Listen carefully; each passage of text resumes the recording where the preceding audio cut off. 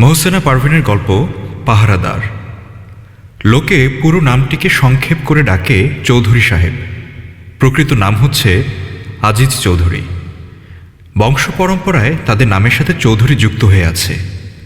নামের মধ্যে যেমন একটা খানদানি ভাব আছে, তেমনি বিদ্যা বুদ্ধিতেও তারা সেরা।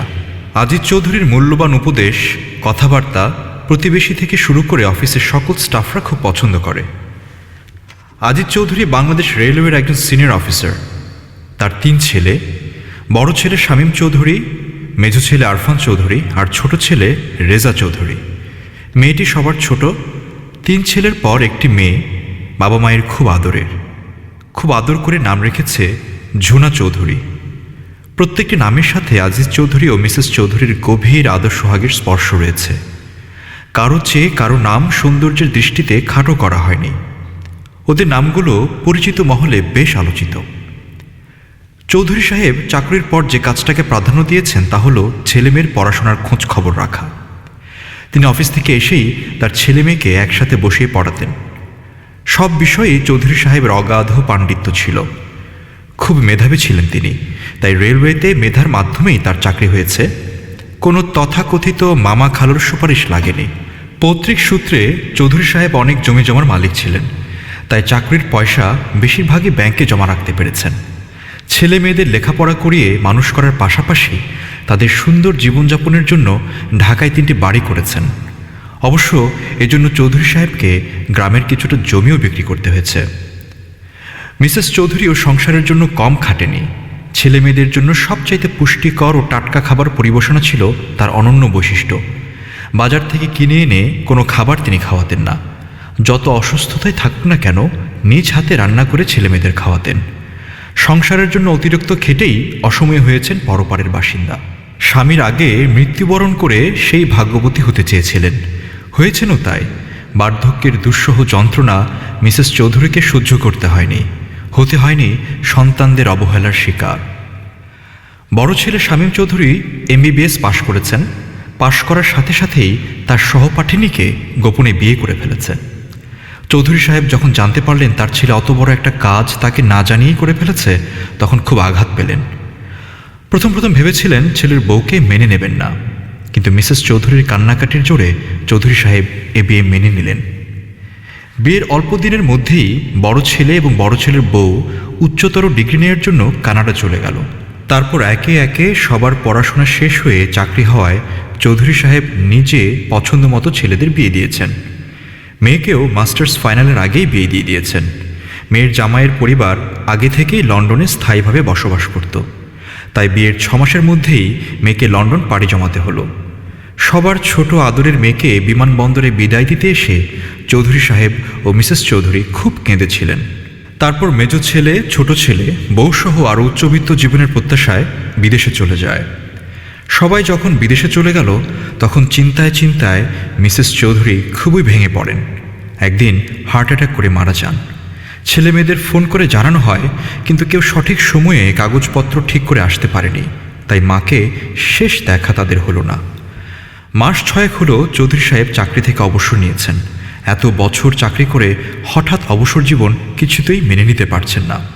এভাবেই বেশ কিছুটা সময় পার হয়ে গেল। কিছুটা বয়সের কারণে, কিছুটা দুশ্চিন্তায় চৌধুরী সাহেব অসুস্থ হয়ে পড়েন।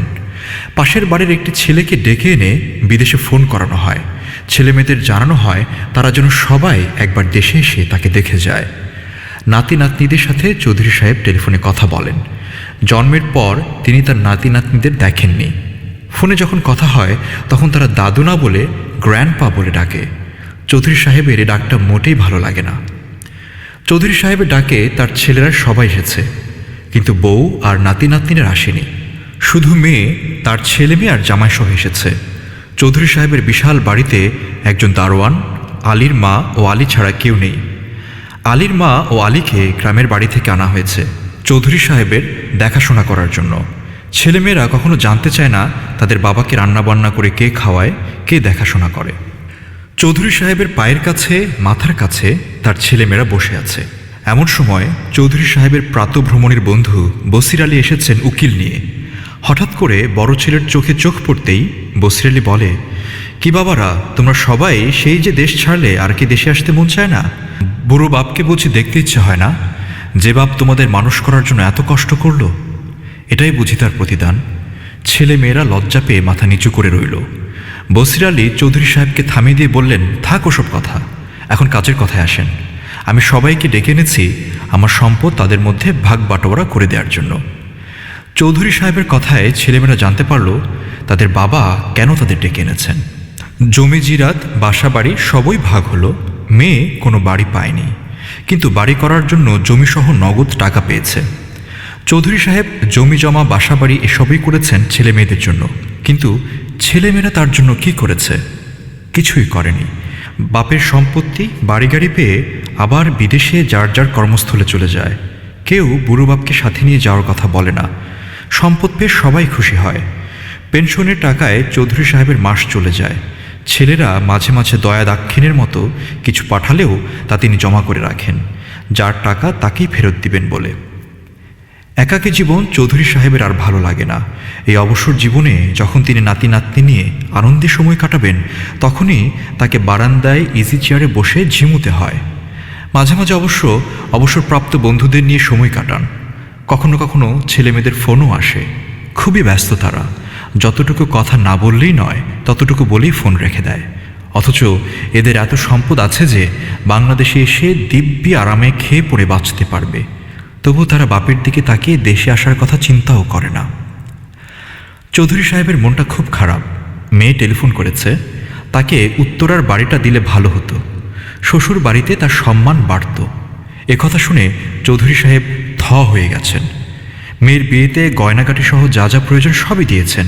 জমি জমা বাসাবাড়ির দিক থেকেও কাউকে ঠকাননি। কিন্তু তার মেয়ে আজ একে বলল, এ ভাবনা তাকে ক্ষতবিক্ষত করে। মেয়ে আজকাল আর বেশি টেলিফোন করে না। নেহায়েত প্রয়োজন হলে ছেলেরা মাঝে মধ্যে টেলিফোন করে। এদিকে ছেলেদের জমি জমা, ধানের হিসাব রাখা, বাসাগুলোর ভাড়া ওঠানো, কোনো সমস্যা হলে মেরামত করা সবই তিনি ঘরে বসে করে থাকেন। যাদের দিয়ে তিনি এসব কাজ করান তাদেরকে পারিশ্রমিক নিজের খরচের টাকা থেকে দিয়ে থাকেন। চৌধুরী সাহেব হঠাৎ একদিন মাগরিবের নামাজের পর শ্বাস নিতে পারছিলেন না। আলীকে দিয়ে পাশের বাড়িতে খবর পাঠিয়েছেন কেউ যেন এসে তাকে হাসপাতালে নিয়ে যায়। পাশের বাড়ির যে ছেলেটি চৌধুরী সাহেবের ডাকে প্রায় আসে, তাকেই বাড়িতে পাওয়া গেল। শুনে সে তাড়াতাড়ি ছুটে এলো। এসে দেখে চৌধুরী সাহেবের গলা দিয়ে গড় গড় শব্দ বেরোচ্ছে। ছেলেটি অ্যাম্বুলেন্স ডেকে এনে পাশের একটি ক্লিনিকে নিয়ে যায়। ক্লিনিকে নেওয়ার সাথে সাথেই গলার গড় গড় শব্দ বন্ধ হয়ে যায়। ডাক্তার তাকে মৃত বলে ঘোষণা করে।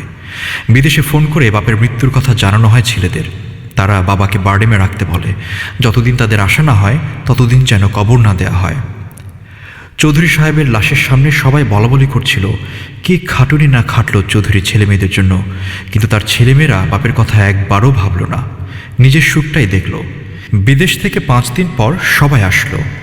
তাদের মতামতের ভিত্তিতেই চৌধুরী সাহেবকে পারিবারিক কবরস্থানে মিসেস চৌধুরীর পাশেই কবর দেওয়া হয়। দুনিয়ার জীবনেও তারা সুখ দুঃখের সাথে ছিল, পরপরেও তারাই সুখ দুঃখের সাথী হয়েছে। শরীর ক্লান্ত থাকায় চৌধুরী সাহেবের ছেলেমেয়েরা দেরিতে হলেও দোয়া মাহফিলের আয়োজন করে। তাদের পরিচিত বন্ধুবান্ধব, আত্মীয় স্বজন এবং চৌধুরী সাহেবের বন্ধুবান্ধবদের দাওয়াত দেওয়া হয়। বসির আলী চৌধুরী সাহেবের পুরনো বন্ধু। তিনি চৌধুরী সাহেবের 4 ছেলে মেয়েকে ডাকেন। একটি ডায়েরি তাদের সবাইকে একে একে পড়তে দেন। ডায়েরিতে যা লেখা আছে তা হল, বুধবার 22 তারিখ 2001। আমি আমার সন্তানদের খুব ভালোবাসি। দোয়া করি তারা যেন সুখে থাকে। আমার কথা তাদের ভাববার দরকার নেই। আমার মতো একজন অক্ষম বুড়োর কী বা প্রয়োজন আছে তাদের জীবনে? আমি তো তাদের আপনজন নই, শুধু তাদের সম্পদের একজন পাহারাদার মাত্র। মৃত্যুর একদিন আগে চৌধুরী সাহেব এ কথাগুলো ডায়েরিতে লিখেছিলেন। প্রচণ্ড অভিমানে জড়ানো কথাগুলোয় ছেলে মেয়েদের মনে কী ধরনের প্রতিক্রিয়া হলো তা বোঝা না গেলেও একটি অপমানের কালো রেখা যে তাদের মুখের ওপর ছেয়েছিল তা স্পষ্ট বুঝতে পেরেছিল উপস্থিত সবাই।